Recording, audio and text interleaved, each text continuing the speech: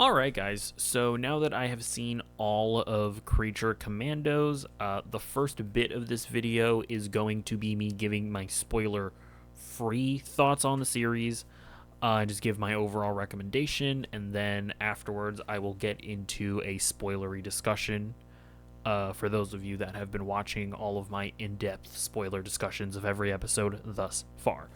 But yeah, I quite enjoyed this show. It still remains being a bit of a weird choice to start off your DCU with. Of course, this is a part of James Gunn's new DCU, and it's going to be followed up by Superman this July. That being said, I kind of respect it because James Gunn has talked about that. He said that he's not going into this with like some master plan of, we gotta have this strategically come out first and then that and yada yada yada. It's like this was just finished already, and so he wasn't gonna arbitrarily put it out or just like keep it on a shelf because Superman has to come out first and that has to be the start of the DCU. He's like, it's ready, it's ready to go, we'll put it out. I kind of respect that. And as far as the show itself, it is very much in the vein of the Suicide Squad. It is very much in the vein of the Guardians of the Galaxy, in the sense that you are getting a group of ragtag sort of miscreants coming together to form a team.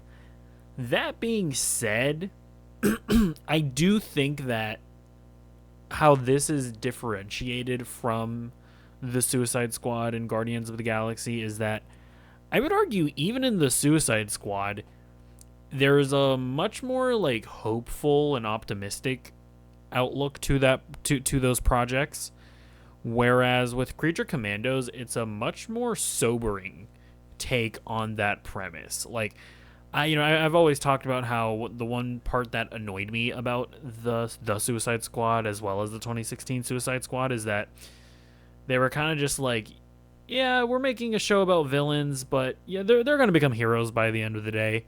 And when you look at the characters in the Suicide Squad, it's like, yeah, they kind of became heroes at the end of the day.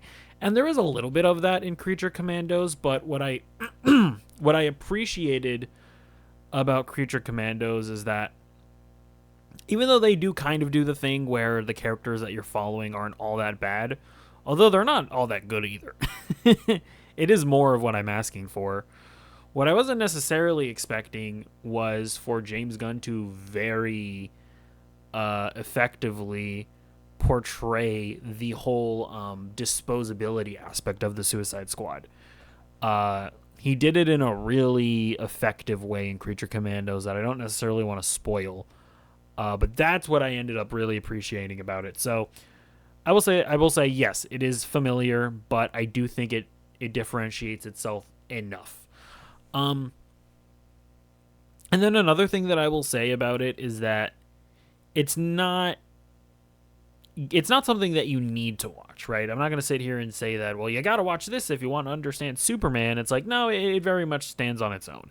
So I also wouldn't like when it comes time to watching Superman, I wouldn't not watch that movie because it's like, well, I never watched Creature Commandos. I can't follow the DCU. It's too much content. It's like, it's not like that. It's not like how the MCU has sort of started to feel like. But yeah, overall, recommend it. I think it is my second to least favorite James Gunn project. I think The Suicide Squad is my least favorite, then Creature Commandos, and then I would say Peacemaker, and then whatever order of the Guardians movies. I haven't quite figured that out yet. But it again, I like all of his projects. There isn't a project of his that I don't like. However, I do think that Creature Commandos specifically, I do think it feels like James Gunn's first TV show. I think there is some pacing issues. I think there are some issues with the run times of the episodes. I think there's one storyline in particular that ends up feeling rushed and not entirely satisfying by the end. But yeah, overall, I do recommend it. All right, So let's get into a bit of a deep dive discussion into the final episode. So this episode, we follow Nina's backstory. She was actually a human. She was born to humans, two human beings. They did the thing, and out popped out a baby. And yeah, like she looked human as well. She had this weird like condition where her, like, I guess her lungs grew outside of her body, which is really scary to see a fucking baby like that. It's very distressing. um, and you know, her dad was a scientist, and he figured out ways to help her breathe. And I gotta say, James Gunn himself, he says that episode 4 is the saddest episode. And obviously I understand why, you know, children being unalived, as the kids, as the alived children say, that's very bad. That's horrifying, right? It's no good. But I gotta say, there is something about a mom, like a mother, rejecting her child that is just like very distressing to me. I can't even quite. I don't know. That's just like the saddest thing that I can really imagine. A mother rejecting their child. I don't know. Like, it's just like that's just like one of those things that you have to do as a mom. You have to love your child unendingly, and you have to care for them. And yeah, I don't know, like there's not a ton of media that can like actually upset me and like actually make me feel distressed and actually just like straight up bother me. And this is like one of those few times in watching like a movie or a TV show where I actually got upset seeing Nina's mom reject her, and I just found it really sad. I just find that premise just horrifying, like a mom not loving their child. That's horrible. It really is. And then anyways, like obviously at least she has a dad that loves her, and his dad is the scientist, and she turns Nina into the fish lady that we know her to be in present day. Obviously, you know, they show her in school. She's getting bullied. Kids suck. They're probably the most evil people on the planet. And yeah, you know, they show Nina leaving home because she realizes that humanity is just not going to accept her. And second time, James Gunn portrays cops not in the best light. I will say, it is one of I think that is probably another criticism that you can give Creature Commandos. It's a minor criticism, but it's a criticism nonetheless. It's like the trigger happy cops are just like really, what they really shoot him in that instance? Like he was sorry, he wasn't attacking anybody. Like, you can kind of understand the weasel situation. I mean, not understand it, but but it's like kind of feasible that a cop might do that. Although, would they if the child was in the way? But it's like the dad, sure, he was ignoring the cop's commands, but really, you're gonna shoot him? I don't know. It felt very like convenient for the story, right? To have the cop be trigger happy in that manner. But yeah, listen, I know everybody's gonna say that the Weasel is the saddest story. I would honestly probably give it to Nina. At least for me, just because of the rejection of a mother is just awful, and it's one of the worst things that I can really think of. I don't know. Maybe people will disagree with that. We don't get a ton of Frankenstein in this episode. We got to hear him waxing poetic one more time, which I always enjoy. And then like he just shows up and the bride just shoots him. I mean, it was kind of a funny scene, but yeah, I don't know. I guess, but I guess I'll get to this later. I actually no, I like the way that they handled it, because there's a certain emptiness to the way that this show wraps up, and we'll get to it later, but that I actually appreciate it, right? Because you kind of like James Gunn doesn't give you like the satisfying ending. Like Frankenstein, he doesn't learn anything. We see in the post credits scene that he's still on his bullshit, right? He doesn't learn anything. He doesn't really come in and save the day at the end. Uh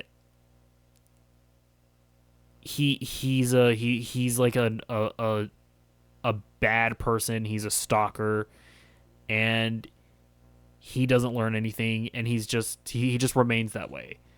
And I kind of like what James Gunn does with Creature Commandos. I mean, I said this actually in my in the spoiler free discussion where, um, it's just a more sobering take on this kind of story where it's like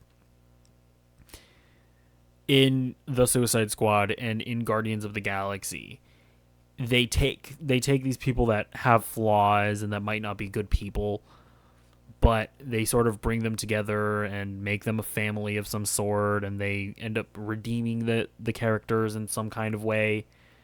And Creature Commandos just doesn't really do that. It's like, yeah, sometimes there's some people that are just shitty, and they're going to be shitty, and there's just not much you can do about that. But we'll deal with we'll get more into that concept in a minute here.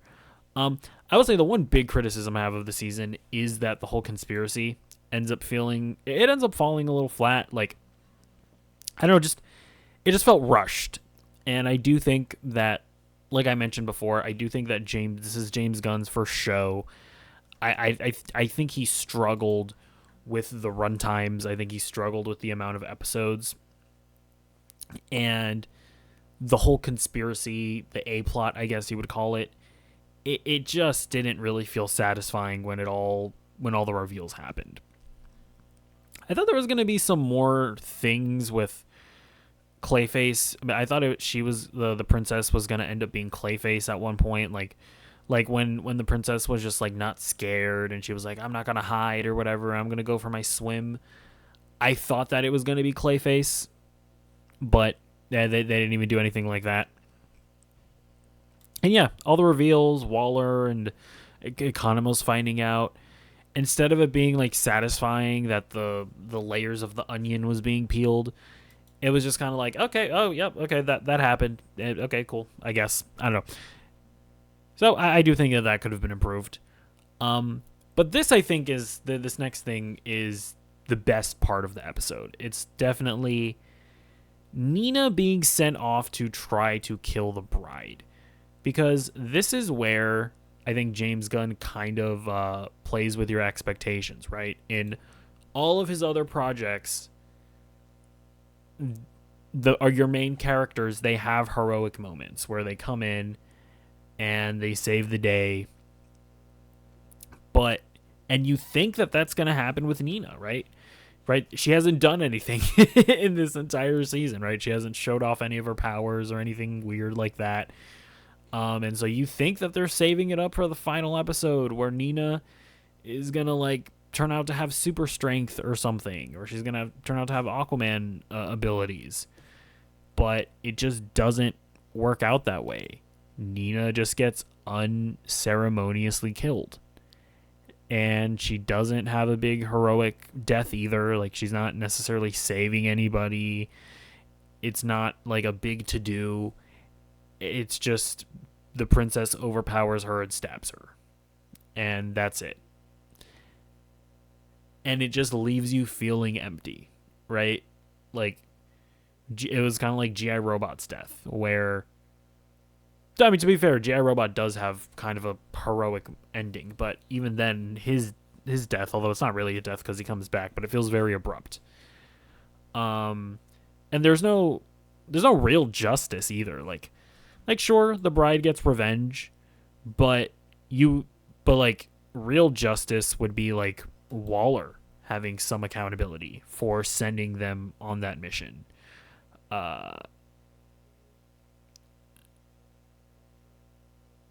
Like, I mean, Waller, first of all, it's like like Waller doesn't face any accountability, right, for like sending prisoners out to do to do this stuff in the first place. But like even the bride getting revenge, I don't know. It doesn't feel like, oh yeah, we got vengeance for Nina. It's like the world still doesn't appreciate her, right? The world still cast her out, and it's not even like a thing with like an X-Men sort of situation where the world realizes that, oh, they actually saved us. It's like, no, the world is going to continue having the perception of Nina Mazursky that it had before. Weasel, he's always going to have that reputation of murdering children because that just is what it is. That, like, he can't communicate for himself. That's just it. It just is what it is. And I like that about this series. Is it feels much more sobering than James Gunn's other projects, and I think that it does manage to differentiate itself in that way.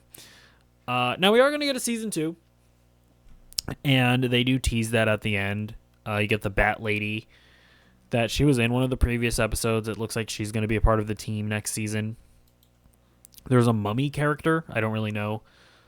I don't recognize him from anywhere, so I'll be curious to see what he's about. And G.I. Robot is back. He has a new and improved suit, or body, I guess. So that's fun. And King Shark is here. I don't think he's being voiced by Sylvester Stallone. It sounded a bit different, at least to me, from the Suicide Squad. But I guess we will see on that front as well. And yeah, overall, I quite enjoyed the season. I thought it was good.